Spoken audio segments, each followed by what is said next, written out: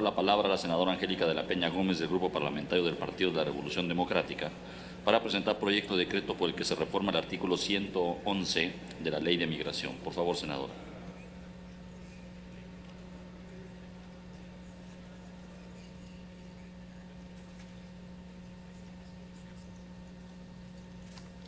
Con su venia, señor presidente, señoras senadoras, señores senadores,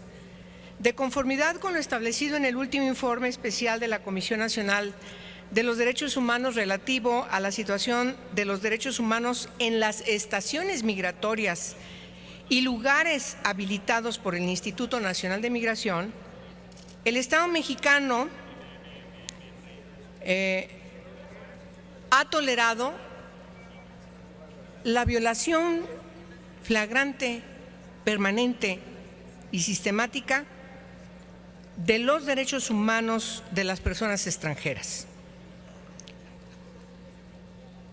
Quiero hacer énfasis que en el marco administrativo del procedimiento administrativo migratorio son privados de su libertad y alojados, entre comillas, en las estaciones migratorias y en otros lugares habilitados para los mismos efectos por el Instituto Nacional de Migración. Es un asunto que no podemos dejar de ver, pero mucho menos tenemos que ver como si fuese algo normal. La marginación, la discriminación, la extorsión, la tortura, los malos tratos crueles, inhumanos y degradantes en toda su diversidad y una serie creciente de conductas que atentan y vulneran la dignidad y la integridad de personas cuya única falta ha sido ingresar sin documentos a nuestro territorio. Sin duda constituyen todos estos elementos que dan forma a una realidad cotidiana inaceptable para cualquier democracia, que ciertamente estamos frente a una violación a nuestro Estado de Derecho. De esta manera, a pesar de que existen algunos programas para mejorar las condiciones de las estaciones migratorias, que hay que reconocer que efectivamente hay un mediano esfuerzo, en la mayoría de ellas continúan careciendo de elementos mínimos de dignidad para el adecuado alojamiento diario de las y los migrantes que ahí permanecen asegurados, literalmente asegurados, lo que deriva en una constante y permanente violación a los derechos humanos de todas estas personas. Aunado a ello, existe en estos establecimientos administrativos una concepción netamente carcelaria, celdas, rejas metálicas, aldabas, candados, bases de cemento que se usan como cama, todas estas características que corresponden más a un reclusorio con tache respecto de ser un ámbito que sería un paso hacia lograr la reinserción social, pues en el caso de estos espacios donde se alojan, insisto, entre comillas, a las personas extranjeras, son verdaderamente lamentables y perniciosos.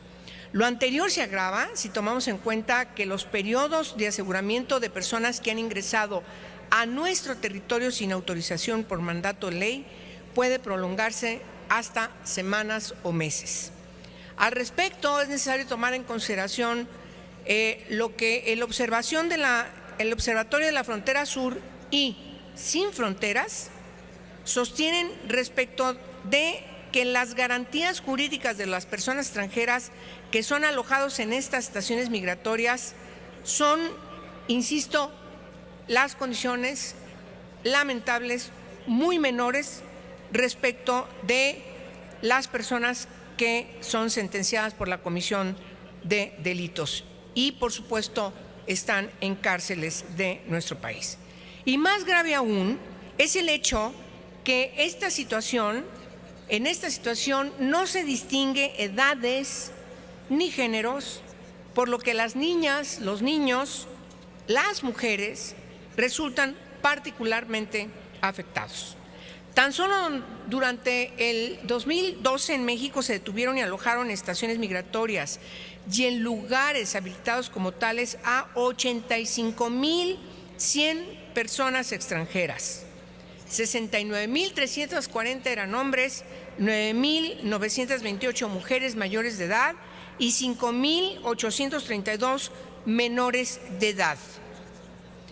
de los cuales más de 4.000 eran niños y alrededor de 1.500 eran niñas. En relación con las cifras de 2011, el 2012 representó un aumento en el número total de personas extranjeras alojadas en un 34.9% y un incremento de más de la mitad, es decir, de 50.4% en el número de menores de personas menores de 18 años de edad que, insisto, han estado privados de su libertad en estas estaciones migratorias o en otros lugares habilitados para los mismos fines. De los 85.100 expedientes correspondientes a personas extranjeras alojadas en estaciones migratorias o lugares afines, el 50% se radica en una sola entidad federativa, Chiapas.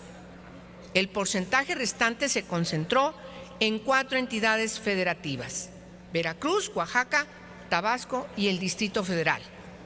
En el mismo sentido, de acuerdo con las estadísticas del propio Instituto Nacional de Migración, en México existen 32 estaciones migratorias con una capacidad de alojamiento para 3.671 personas y 26 estaciones provisionales con capacidad de alojamiento para 753 personas. Por lo tanto, si dividimos las 85.100 personas que fueron alojadas en una estación migratoria durante 2012,